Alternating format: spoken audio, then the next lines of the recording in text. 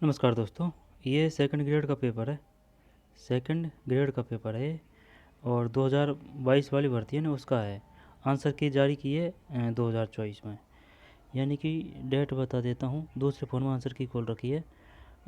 Exam date है 12/2/2023 है। Exam date भर्ती ये 2022 की है। एग्ज़ाम लगी है 12/2/2023 को। फिर ये आंसर की जारी कर रहे हैं वही एक साल में ही, है ना, 26/12/2024 को। ठीक है, 26/12/2024 को, यानी 2 महीना पहले जारी कर दी। और क्या है, तो ये है।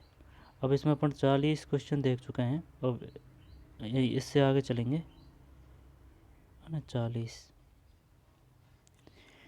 ठीक भाई, तो चलिए 39 बता इसमें क्या है। इसमें है निम्नलिखित में कौन से कारक जलवायु परिवर्तन के लिए उत्तरदायी है। सौर धब्बे हैं, अलिनो लालिनो है, और बाह्य अंतरिक्ष परिघटना है। अनाच्छादन नहीं है। क्वेश्चन ये भी आ चुका है, बताइए अनाच्छादन क्या है। सन 2021 में निम्नलिखित में किस महाद्वीप की जनसंख्या सबसे कम है। ये यूरोप की है ऑप्शन के हिसाब से 40 में। नहीं नहीं, दक्षिण अमेरिका है। दक्षिण अमेरिका की है 40 में। 3 है दक्षिण अमेरिका की। जब अगर क्षेत्रफल के हिसाब से देखे जाए तो सबसे बड़ा उत्तरी अमेरिका है। दक्षिण में सबसे बड़ा का मतलब नहीं, दक्षिण अमेरिका से बड़ा है उत्तरी अमेरिका। पेयरी कहाँ है, पेयरी री री से उत्तरी अमेरिका है। ठीक है, तो उत्तरी अमेरिका, फिर दक्षिण अमेरिका, अफ्रीका, फिर उत्तरी अमेरिका, दक्षिण अमेरिका, फिर यूरोप आएगा, है ना। तो अगर इसको क्रमबद्ध रूप से लिखें क्षेत्रफल के हिसाब से तो अफ्रीका, अफ्रीका के बाद में उत्तरी अमेरिका, फिर दक्षिण अमेरिका, फिर यूरोप आएगा। यूरोप बड़ा है या फिर ऑस्ट्रेलिया बड़ा है। यूरोप बड़ा है। विश्व प्रवासन रिपोर्ट 2020 के अनुसार, और जनसंख्या ऑस्ट्रेलिया की ज़्यादा है या यूरोप की, है ना। विश्व प्रवासन रिपोर्ट 2020 के अनुसार अंतर्राष्ट्रीय प्रवासियों की जनसंख्या जी 281 मिलियन है। 41। हिमालय चोटियों का, जब इसमें ये है 4, पीर पंजाल, सही है ना, 42 42 4, पीर पंजाल यानी ऊपर से नीचे आना है अपन को, सही है ना। दक्षिण से उत्तर नहीं, दक्षिण से उत्तर जाना है, नीचे से ऊपर जाना है। तो हिमालय है ये 3 भागों में बांटा हुआ है। नीचे ही नीचे की जो श्रेणी है उसको शिवालिक बोलते हैं, शिवालिक। ठीक है, शिवालिक। और बृहद हिमालय, लघु हिमालय। बृहद हिमालय ऊपर ही ऊपर है, लघु हिमालय बीच में है, शिवालिक ये नीचे ही नीचे है। जब पीर पंजाल, पीर पंजाल, पीर पंजाल, पीर पंजाल से फिर नीचे। ये नहीं है कि ये जस्ट है तो इसके नीचे यही है, ऐसे नहीं है। जैसे कि ये हिमालय है, हिमालय है, तो एक ये आ गई इस जगह पे, एक ये आ गई, लेकिन ये इसका ये जो लेवल है ना, वो बराबर आना चाहिए। ये तभी कर पाते हैं आप जब मैप वगैरह को सही ढंग से पढ़ें। पीर पंजाल, पीर पंजाल के बाद में जास्कर, पीर पंजाल, जास्कर, लद्दाख, काराकोरम। निम्न में से कौन सा स्थान दक्षिण पश्चिम मानसून से सबसे पहले वर्षा प्राप्त करता है। ये आएगा कौन सा, 43 में। 43 में 4 है, अगरतला है। ठीक है, निम्नलिखित में से कौन सा स्थान दक्षिण पश्चिमी मानसून से सबसे पहले वर्षा प्राप्त करता है। ऑप्शन के हिसाब से अगरतला है इसमें। झारखंड की राजधानी है रांची, है ना। झारखंड की राजधानी रांची। छत्तीसगढ़, छत्तीसगढ़ की रायपुर है ना, छत्तीसगढ़ की रायपुर है। झारखंड की शायद रांची ही है। और पश्चिम बंगाल की कोलकाता है। और अगरतला त्रिपुरा की, क्या अगरतला है त्रिपुरा की, ध्यान नहीं है भाई। निम्नलिखित में से कौन सा स्थान दक्षिण पश्चिम मानसून से सबसे पहले वर्षा प्राप्त करता है। अगरतला। निम्नलिखित में कौन सी नदी ब्रह्मगिरी की पहाड़ी से निकलती है। एक है कावेरी। ब्रह्मगिरी की पहाड़ी से कौन सी निकलती है, कावेरी। समुद्र तल से 500 से 1370 मीटर की ऊंचाई वाले पश्चिम घाट के पश्चिम भाग पर पाए जाने वाले, पहला जो आया था ना ए वाला, ये ग्रुप बी का है। अपन ए में देखा तो उसमें आया था कि 1500 मीटर की ऊंचाई पर किस प्रकार के वन पाए जाते हैं। अब ये दे रहा है समुद्र तल से 500 से 1370 मीटर की ऊंचाई वाले पश्चिमी घाट के पश्चिमी भाग पर पाए जाते हैं। जैसे कि ये तो पूर्वी घाट हो गया, ये पश्चिम घाट है। 45 में 4 है, उष्ण कटिबंधीय आर्द्र सदाबहार वन है। 500 से 1370 के भी मीटर की ऊंचाई वाले पश्चिम घाट के पश्चिम भाग पर पाए जाने वाले उष्णकटिबंधीय आर्द्र सदाबहार वन। 45 में 31 मार्च 2021 तक निम्न में से किस राज्य की पवन ऊर्जा क्षमता धरातल स्तर से 100 मीटर की ऊंचाई तक सर्वाधिक थी? 46 में 4 गुजरात की। 31 मार्च 2021 तक निम्न में से किस राज्य की पवन ऊर्जा क्षमता धरातल स्तर से 100 मीटर की ऊंचाई तक सर्वाधिक थी? कुछ आ रही है समझ में? नहीं आ रही है भाई, ये किस प्रकार की ऊंचाई की बात कर रहा है? 31 मार्च 2021 तक निम्न में से किस राज्य की पवन ऊर्जा क्षमता धरातलीय स्तर से 100 मीटर की ऊंचाई तक सर्वाधिक थी? गुजरात की। निम्नलिखित में से कौन सा उद्योग 8 प्रमुख उद्योगों के मासिक सूचकांक के निर्माण में शामिल नहीं है? मासिक सूचकांक के निर्माण में शामिल नहीं है। कच्चा तेल, प्राकृतिक गैस, उर्वरक। 8 प्रमुख उद्योगों के मासिक सूचकांक 47 में 4 है। कपड़ा उद्योग नहीं है, कच्चा तेल है, प्राकृतिक गैस है, उर्वरक है। किस देश ने अप्रैल नवंबर 2021 के दौरान भारत के शीर्ष 10 निर्यात गंतव्यों में मलेशिया को प्रतिस्थापित कर स्थान बनाया है? यानी कि मलेशिया को पीछे छोड़ दिया। तो सिंगापुर। 48 में बेल्जियम है। किस देश ने अप्रैल नवंबर 2021 के दौरान भारत के शीर्ष 10 निर्यात गंतव्यों में मलेशिया को प्रतिस्थापित कर यानी कि पीछे छोड़कर स्थान बनाया है? बेल्जियम। भारत के विदेशी व्यापार से संबंधित निम्न कथनों पर ध्यान दीजिए। 49 में 3 है, ए और बी दोनों। अप्रैल नवंबर आएगा नहीं, ये समय करंट है। अप्रैल नवंबर 2021 में संयुक्त राज्य अमेरिका शीर्ष निर्यात गंतव्य देश रहा है। वर्ष 2020-21 में सर्वाधिक निर्यात वस्तुएं पेट्रोलियम उत्पाद रही है। भारत में केंद्र सरकार किसकी सिफारिशों के आधार पर 22 अनिवार्य कृषि फसलों के न्यूनतम समर्थन मूल्य निश्चित करती है? किसकी सिफारिशों के आधार पर 22 अनिवार्य कृषि फसलों के?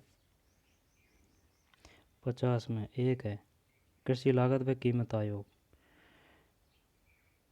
भारत में केंद्र सरकार किसकी सिफारिशों के आधार पर 22 अनिवार्य कृषि फसलों के न्यूनतम समर्थन मूल्य निश्चित करती है? कृषि लागत व कीमत आयोग। ये जान क्या है भाई? भारत सरकार के द्वारा अक्टूबर 2021 में अधिसूचित 7 पीएम मित्र पार्क का संबंध है?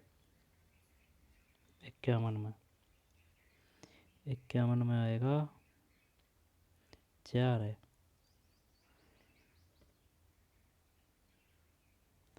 ठीक भाई, 51 में 4 है। वस्त्र उद्योग के विकास से भारत सरकार के द्वारा अक्टूबर 2021 में अधिसूचित 7 पीएम मित्र पार्क का संबंध है? वस्त्र उद्योग के विकास से भारत शासन अधिनियम 1919 के प्रावधान के अंतर्गत विधानसभा में गैर निर्वाचित सरकारी सदस्यों की संख्या थी? 52 में 2 है। 26 मॉन्टेगू चॉसफोर्ड और 1909 मार्लेमेंटो। भारत शासन अधिनियम 1919 के प्रावधान के अंतर्गत विधानसभा में गैर निर्वाचित सरकारी सदस्यों की संख्या थी? गैर निर्वाचित 26। भारत शासन अधिनियम 1935 की किस अनुसूची में 3 सूचियां थी जिन्हें केंद्र तथा प्रांतों के मध्य शक्तियों के विभाजन का प्रावधान था? 53 3 है। अनुसूची 7 गांधी ने हरिजन यात्रा कब आरंभ की? 54 में 3 है। 7 नवंबर 1933। 7 नवंबर 1933। मौलिक कर्तव्यों को सिखाने संबंधी सुझावों को क्रियान्वित करने वाली समिति के अध्यक्ष निम्न में से कौन थे? मौलिक कर्तव्यों को सिखाने संबंधी 55 में 1 है, जस्टिस जे.एस. वर्मा। मौलिक कर्तव्यों को सिखाने संबंधी सुझावों को क्रियान्वित करने वाली समिति के अध्यक्ष निम्न में से कौन थे? Justice J S. वर्मा। मौलिक कर्तव्य ना जे.एस. वर्मा। रह जाएगा क्या ध्यान? जे.एम. लिंग 2 है, TN. Seshan, doctor Karan Singh, justice J S. Verma.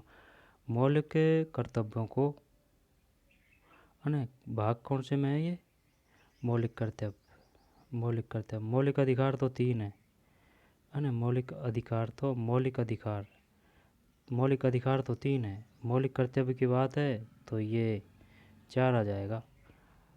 और नीति निर्देशक तत्व की बात है तो शायद 4 कह होएगा। तो मौलिक कर्तव्यों को सिखाने संबंधित सुझावों को क्रियान्वित करने वाली समिति के अध्यक्ष निम्न में से जस्टिस JS वर्मा। निम्नलिखित में से कौन सा भारत के संविधान में 42वें संशोधन द्वारा अंत स्थापित नहीं किया गया? नहीं।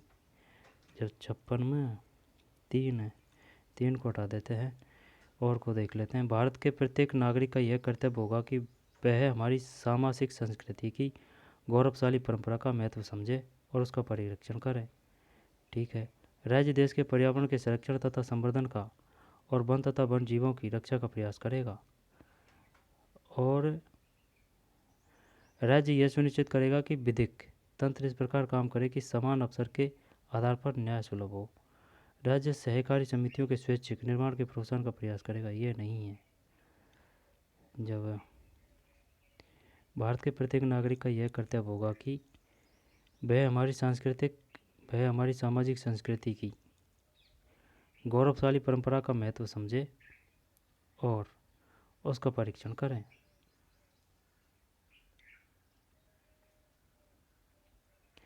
वह हमारी सामाजिक संस्कृति की गौरवशाली परंपरा का महत्व समझे और उसका परीक्षण करें। 42वें संशोधन द्वारा राज्य देश के पर्यावरण के संरक्षण तथा संवर्धन का और वन तथा वन जीवों की रक्षा का प्रयास करेगा। राज्य यह सुनिश्चित करेगा कि विधिक तंत्र इस प्रकार कार्य करे कि समान अवसर के आधार पर न्याय सुलभ हो। भारत के संविधान के निम्नलिखित में किस अनुच्छेद में यह उल्लिखित है कि राष्ट्रपति अन्य कोई लाभ पद धारण नहीं करेगा? 59(3)57 में नहीं, 59(2) है। 59(2) है भाई। भारत के संविधान के निम्नलिखित में से किस अनुच्छेद में यह उल्लेखित है कि राष्ट्रपति अन्य कोई लाभ का पद धारण नहीं करेगा? 59(2). भारत के संविधान के निम्नलिखित में से किस अनुच्छेद में राजनीतिक दल शब्दावली का उल्लेख है? राजनीतिक शब्दावली 58 में 4 है। 75 एक है। 75 एक है।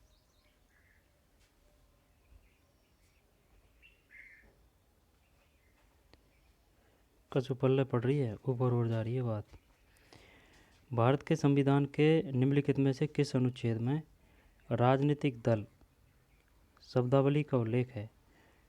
ये 75 एक है। 58 में 75 एक है। और भारत के संविधान के निम्न में किस अनुच्छेद में ये उल्लेखित है राष्ट्रपति अन्य कोई लाभ या पद धारण? 59(2) है। वो ये भी पूछ सकता है, बताइए निम्न में कौन सा अनुच्छेद राष्ट्रपति से संबंधित है? 59। चल छोड़ आगे, है ना, आगे चलते हैं। 75 एक है। भारत के निम्नलिखित में से पूर्व प्रधानमंत्रियों पर विचार करें। जब 59 में 2 है। उनके कार्यकाल का सही आरोहिक कालानुक्रम क्रम है आरोहिक यानी कि क्रम से देना है ना, शुरू से अब तक का। आरोहिक, अवरोही मतलब उल्टा आता। तो 59 में 2 है। जब 2 है तो BP सिंह है ना। BP सिंह के बाद में चंद्रशेखर के बाद में PV नरसिम्हा राव के बाद में अटल बिहारी वाजपेयी, फिर HD देवगौड़ा, फिर इंद्र कुमार गुजराल। 6। दोबारा देख, भारत के निम्नलिखित पूर्व प्रधानमंत्रियों पर है ना विचार कर। प्रधानमंत्रियों की बात है। प्रधानमंत्री दे देगा, राष्ट्रपति दे देगा, राज्यपाल भी दे देगा, देता है वो क्रम से करने का। उपराष्ट्रपति भी दे सकता है। तो BP सिंह फर्स्ट है। BP सिंह के बाद में चंद्रशेखर है। चंद्रशेखर के बाद में पीवी नरसिम्हा राव है, फिर अटल बिहारी वाजपेयी है नरसिम्हा राव के बाद में, फिर एच.डी. देवगौड़ा है, एच.डी. देवगौड़ा के बाद में इंद्र कुमार गुजराल है। रह जाएगा ये ध्यान। इसमें देख लेते हैं फिर इनका सेपरेट, जैसे कि प्रधानमंत्री है, प्रधानमंत्री का पूरा एकदम सही तरीके से जुगाड़ से टिक से इनको याद करने की कोशिश करेंगे। प्रधानमंत्री, इसी प्रकार राष्ट्रपति, इसी प्रकार राज्यपाल, इसी प्रकार मुख्यमंत्री, और इसी प्रकार उपराष्ट्रपति। तो ये सब क्लियर हो जाएगा, कोई दिक्कत नहीं है भाई। ज़्यादा नहीं तो 2 ऑप्शन को तो अलग ही कर देंगे अपन, ये है। तो दोबारा देख, बी का मतलब है बीपी सिंह, बीपी सिंह के बाद में आया है कौन, चंद्रशेखर, चंद्रशेखर के बाद में पीवी नरसिम्हा राव, पीवी नरसिम्हा राव के बाद में पीवी नरसिम्हा राव के बाद में अटल बिहारी वाजपेयी है, वाजपेयी के बाद में एच.डी. देवगौड़ा है, एच.डी. देवगौड़ा के बाद में सी है इंद्र कुमार गुजराल। राजनीतिक दल का नाम और स्थापना का वर्ष। सेट 3 BADC, BAD और ये सी। बहुजन समाज पार्टी 1984, द्रविड़ मुनेत्र कंगड़म 1949, भारतीय कम्युनिस्ट पार्टी मार्क्सवादी 1964, जम्मू और कश्मीर नेशनल कॉन्फ्रेंस 1939। दोबारा देख भाई, राजनीतिक दल का नाम है ये, है ना, और ये स्थापना का वर्ष है। तो बहुजन समाज पार्टी की स्थापना हुई थी 1984 में। आगे बात समझ में, 1984 बहुजन समाज पार्टी। द्रविड़ मुनेत्र कंगड़म 49, 1 कम 50 है, द्रविड़ मुनेत्र कंगड़म। भारतीय कम्युनिस्ट पार्टी मार्क्सवादी ये 64 है, और जम्मू और कश्मीर और नेशनल कॉन्फ्रेंस ये 1939 है। दोबारा देख, है, पढ़ लेते हैं फिर बिना देखे करने की कोशिश करेंगे। बहुजन समाज पार्टी ये 84 है, फिर द्रविड़ मुनेत्र कंगड़म 49 है, ये शायद साउथ में होगी ये। भारतीय कम्युनिस्ट पार्टी मार्क्सवादी ये 64 है, ज़्यादा पुरानी नहीं है कम्युनिस्ट पार्टी। फिर जम्मू और कश्मीर नेशनल कॉन्फ्रेंस ये काफ़ी पुरानी है, 1939। तो 84 की कौन सी है, ये बहुजन समाज पार्टी है। चल अब कर, बहुजन समाज पार्टी 84, द्रविड़ मुनेत्र कंगड़म 49, भारतीय कम्युनिस्ट पार्टी मार्क्स 64 है ये ना, ये आधा सा है, ये भी आधा सा है 64, कम्युनिस्ट 64, कम्युनिस्ट 64। जम्मू और कश्मीर नेशनल कॉन्फ्रेंस ये 39 है, 1939। Federal of Indian chamber of commerce and industry FICCI की स्थापना किस वर्ष की गई, एक सेट में 3 है, 1927। फिक्की, फिक्की का नाम है federation of Indian chamber of commerce and industry, FICCI, federation of Indian chambers है ना, federation of Indian chambers of commerce and industry, FICCI।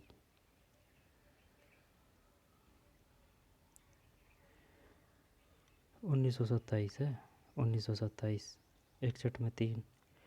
राजनीतिक दल और संस्थापक, आंसर ही देख लेते हैं। 62 में 1 है, सम्मिलित नहीं है, ये नहीं है। राजनीतिक दल और संस्थापक, भारतीय कम्युनिस्ट पार्टी MN राय, ठीक है, जबकि Rashtravadi Congress party Sharad Pawar, PM संघवा और Tariq Anwar. Akhil Bharatiya Trinamool Congress Mamata Banerjee. National people party Purno Agitok Sangma. देखें, नेशनल पीपल्स पार्टी की स्थापना की है Purno Agitok Sangma, Purno Agitok Sangma, national people's party. अब अखिल भारतीय तृणमूल है ना, तृणमूल ममता बनर्जी कोलकाता में। अखिल भारतीय तृणमूल, अखिल भारतीय से तो पता नहीं चलेगा, तृणमूल से पता चलेगा। तो Akhil Bharatiya Trinamool Congress Mamata Banerjee Calcutta. National people's party people's है ना, पूर्णो एजितोक संगमा। और राष्ट्रवादी कांग्रेस पार्टी शरद पवार है, पी ए संगमा है और तारिक अनवर है। और भारतीय कम्युनिस्ट पार्टी मार्क्सवादी, ये कौन ने करी है? 62 में एक गलत है भाई, ये गलत है। ठीक, तो Rashtravadi Congress party Sharad Pawar, P A Sangma और Tariq Anwar. Trinamool Congress Mamata Banerjee. National people party Purno Agitok Sangma. UN शांति अभियान के संबंध में निम्नलिखित कौन से कथन सही है? 63 में 4 है, सभी सही है भाई। 29 मई को अंतर्राष्ट्रीय यूएन शांति अभियान दिवस के रूप में मनाया जाता है। 29 मई। यूएन चार्टर का अध्याय 6 विवादों के शांतिपूर्ण समाधान से संबंधित है। यूएन चार्टर का अध्याय 7 में शांति के उल्लंघन और आक्रामकता संबंधी कार्यों पर कार्रवाई संबंधी प्रावधान है। यूएन चार्टर में शांति अभियान का कोई स्पष्ट उल्लेख नहीं है। अच्छा, शांति अभियान का कोई स्पष्ट उल्लेख नहीं है। जब देखें 29 मई को अंतर्राष्ट्रीय यूएन शांति अभियान दिवस के रूप में मनाया जाता है। यूएन चार्टर का अध्याय 6 विवादों के शांतिपूर्ण समाधान से संबंधित है। 6 यूएन का चार्टर अध्याय।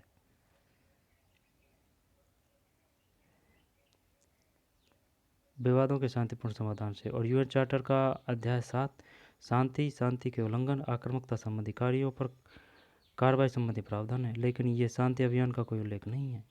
और तो सब ठीक ठाक है, लेकिन यही नहीं है कि भाई शांति अभियान का करेंगे उल्लेख या नहीं करेंगे, लेकिन चल रहा है शांति अभियान यूएन की ओर से। 29 मई है ना। यूएन चार्टर का अध्याय 6, यूएन चार्टर का अध्याय 7 में शांति आक्रामकता संबंधी कार्यों पर कार्रवाई संबंधी प्रावधान है। निम्नलिखित में से कौन सी वैश्वीकरण की विशेषता है? बता क्या है इसमें? 64 में 1 2 3 सही है। विप्रादेशीकरण, उपभोक्तावाद, एकरूपता।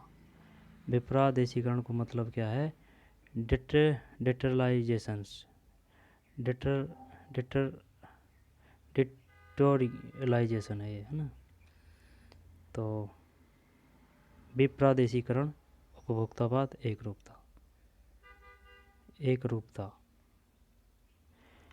64 में 1 है, 1 2 3 सही है। एकरूपता भी है, एक रूपता है, उपभोक्तावाद है, विप्रादेशीकरण भी है।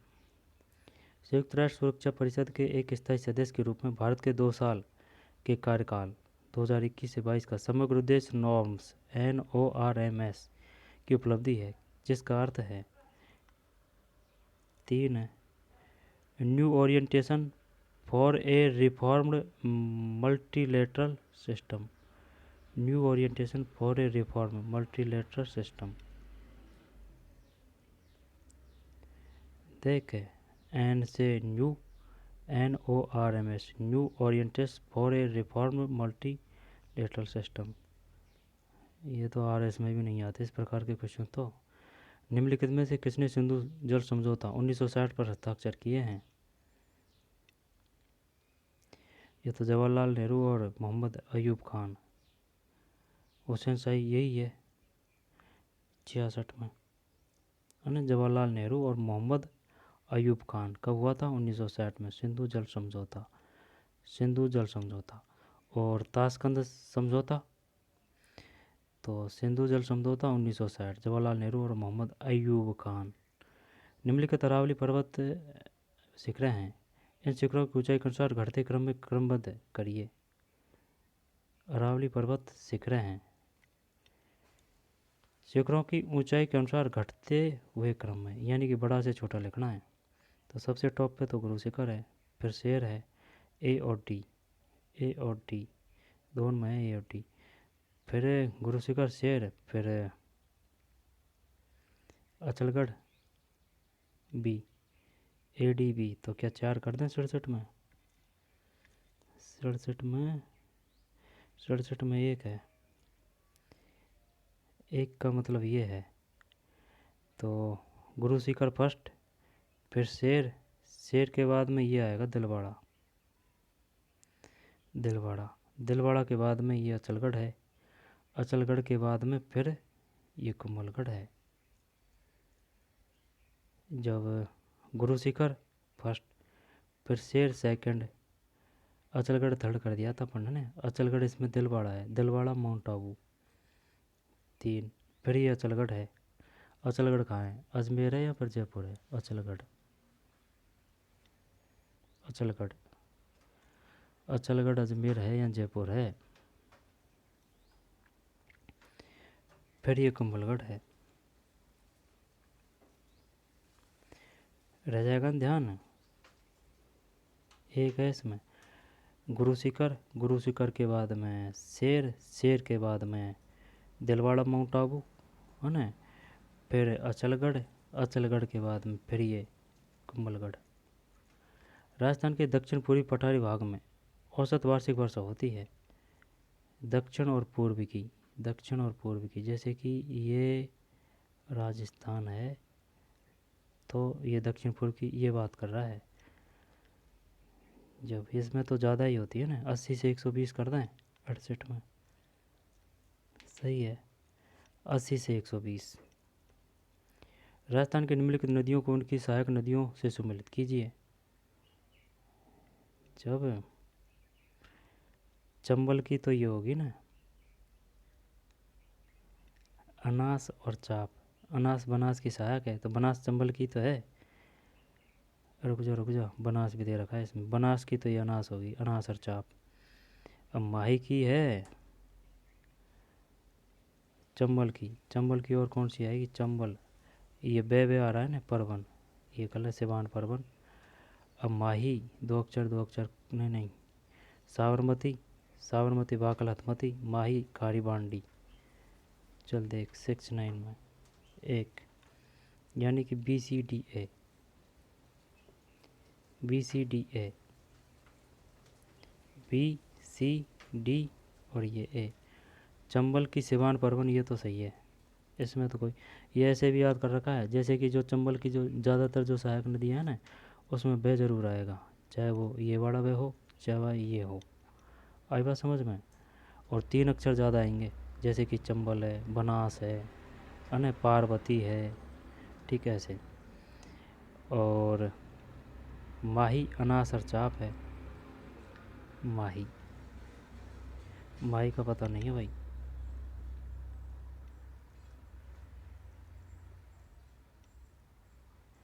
गुणोत्तर, गुणोत्तर में एक मतलब BCDA, BCDA। बनास, बनास की ये खारी बांडी है, खारी बांडी। ये पहले भी क्वेश्चन आ चुका है ये खारी का, कि बताइए जो खारी नदी है वह किसकी सहायक नदी है? खारी, तो लोनी मत कर देना इसमें है ना, बनास ही आएगा। लोनी की है ना वो अलग है, जैसे कि लोनी, लोनी ई की मात्रा तो सूखड़ी जोजड़ी है ना, बांडी तो यही है ना, सूचड़ी जोजड़ी लीलड़ी, ये ई की मात्रा ज़्यादा है लोनी में। तो चंबल की सिवान में परवन है, बे है इसमें, चंबल की सिवान परवन, परवन 12 में है।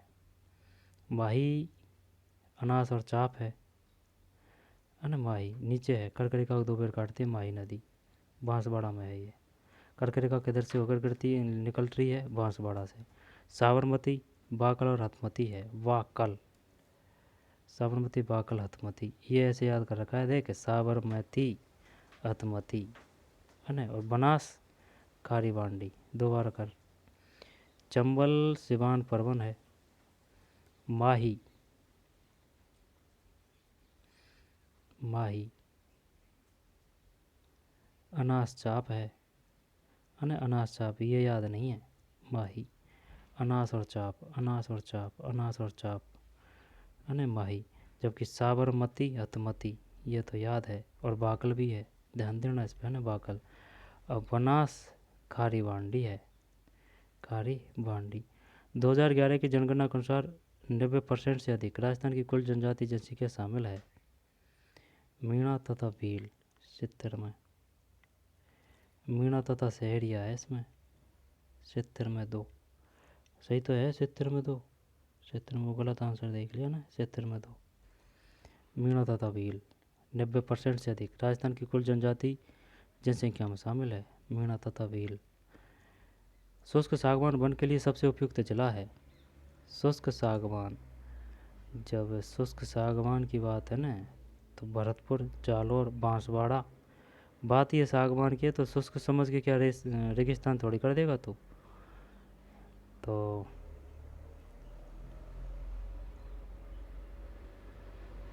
क्या ही करें इसमें, श्रीगंगानगर 71 में। नहीं, ये बांसवाड़ा ही है।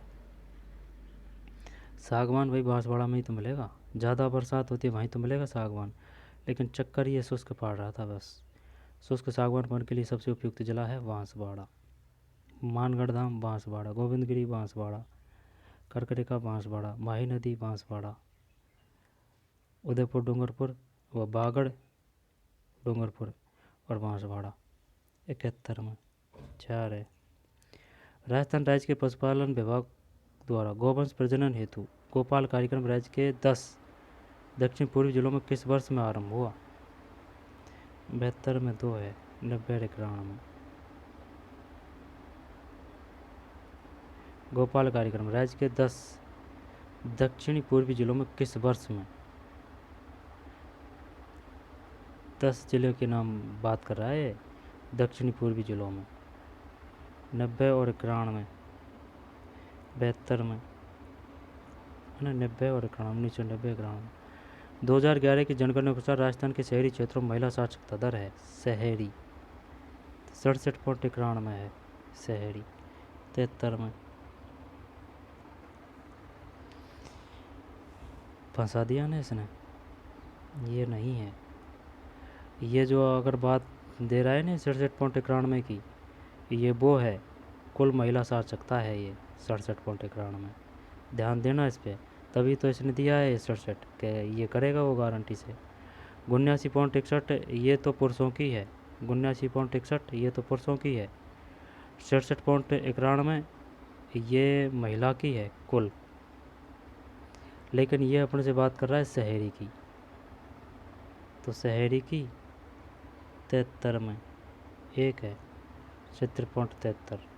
दोबारा देख, 2011 की जनगणना के अनुसार राजस्थान के शहरी क्षेत्रों में महिला साक्षरता दर थी, बात शहरी की है तो 70.73 है। और ये जो है ना कौन सी 67.91 में ये कुल है, कुल महिला साक्षरता है ये।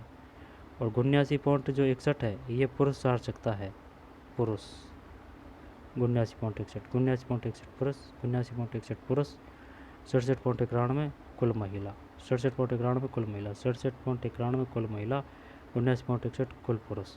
सबसे ज़्यादा जो साक्षरता है पुरुषों की वह झुंझुनू है। झुंझुनू पुरुष है, वो की मात्रा में झुंझुनू पुरुष है। और महिला में, और जो सबसे ज़्यादा साक्षरता है वैसे कोटा में है, इसके बाद में जयपुर है। महिला में कौन सा है, कोटा है। पुरुषों में झुंझुनू है। कोटा आएगा फर्स्ट, कोटा के बाद में जयपुर। लोको तथा कैरिज वर्कशॉप अवस्थित है। 74 में 4 है। लोको तथा कैरिज अजमेर। निम्नलिखित में से राजस्थान के अफीम उत्पादक जिले कौन से हैं।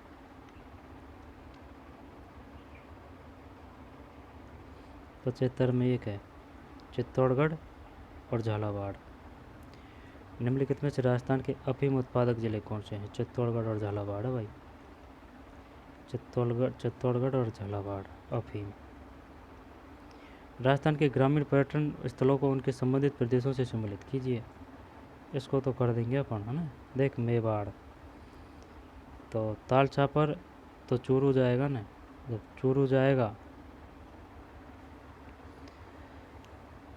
ताल छापर और जीर्ण माता सीकर, तो ये तो हो जाएगा शेखावाटी, है ना, शेखावाटी। बढ़िया क्वेश्चन है ना। और हाड़ौती का हो जाएगा कौन सा, हाड़ौती का ताल छापर और जीर्ण माता, है ना। और हाड़ौती का, हल्दी घाटी और मेणाल का क्या करें, हल्दी घाटी का तो ये हो जाएगा ना मेवाड़, और हाड़ौती का ओसिया ये जोधपुर किराड़ू मंदिर, ये मारवाड़ हो जाएगा। ओसिया किराड़ू मंदिर, किराड़ू बाड़मेर में, ओसिया जोधपुर में। और रही बात किसकी, हाड़ौती की, रामेश्वर महादेव और सीताबाड़ी, रामेश्वर महादेव और सीताबाड़ी। चल देख अब क्षेत्र में 3 है, CDBA, CDBA, CDBA है ना, CDBA, C, फिर D, B, ये A है। मेवाड़ का तो सही है, हल्दी घाटी और मेणाल।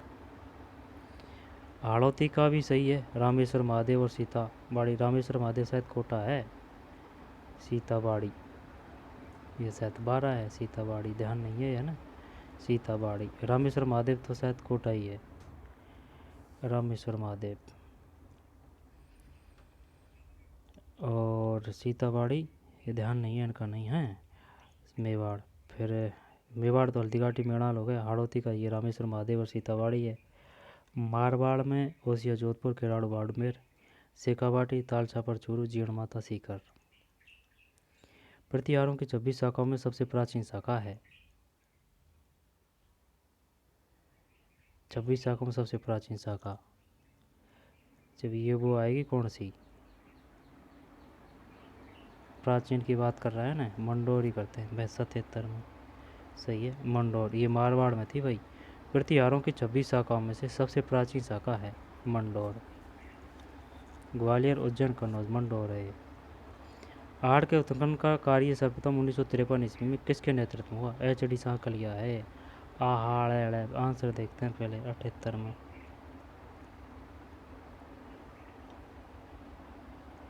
जब है ना ये गलत नहीं है अपना, जो अपन बता रहे हैं ना वो भी गलत नहीं, आंसर इसमें ये है।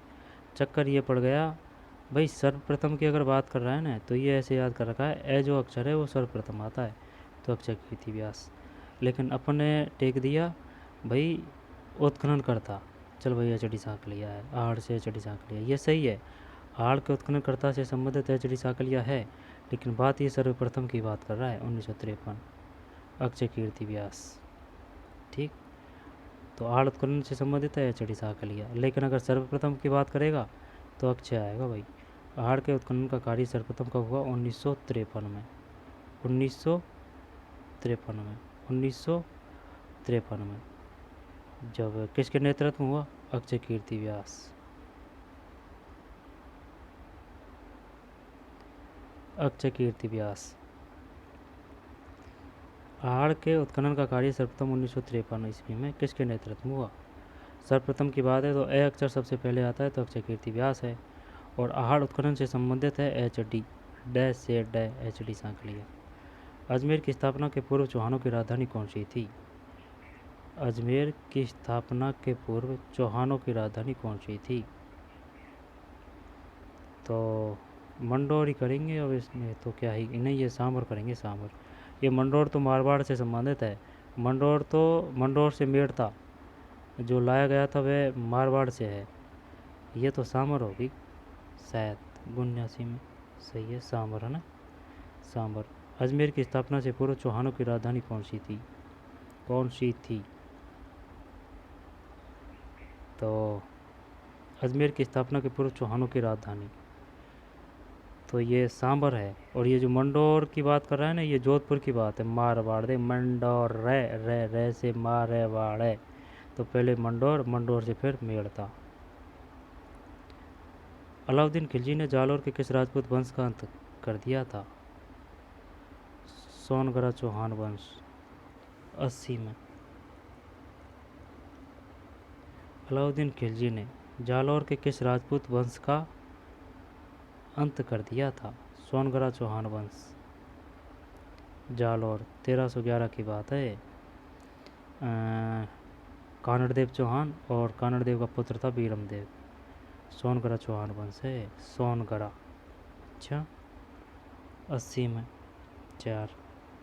तो चलिए अब ये साइकोलॉजी के हैं, इनको बाद में देखेंगे, ठीक है। तो ये पेपर था भाई, 80 क्वेश्चन थे। इंडिया जीके भी है, पॉलिटिकल भी है, ज्योग्राफी है, वर्ड भी है, राजस्थान भी है ना, सभी का कॉम्बो है। ये नहीं है कि स्पेशल स्पेशल राजस्थान है। और सभी पढ़नी पड़ेगी, तभी जाके बात पड़ेगी भाई, चाहे वो इंडिया पॉलिटिकल हो चाहे राजस्थान की पॉलिटिकल हो। पॉलिटिकल तो कैसे सेम ही होती है, कुछ ही अंतर होता है उसमें। ये है। तो चलिए मिलते हैं नए वीडियो में, धन्यवाद।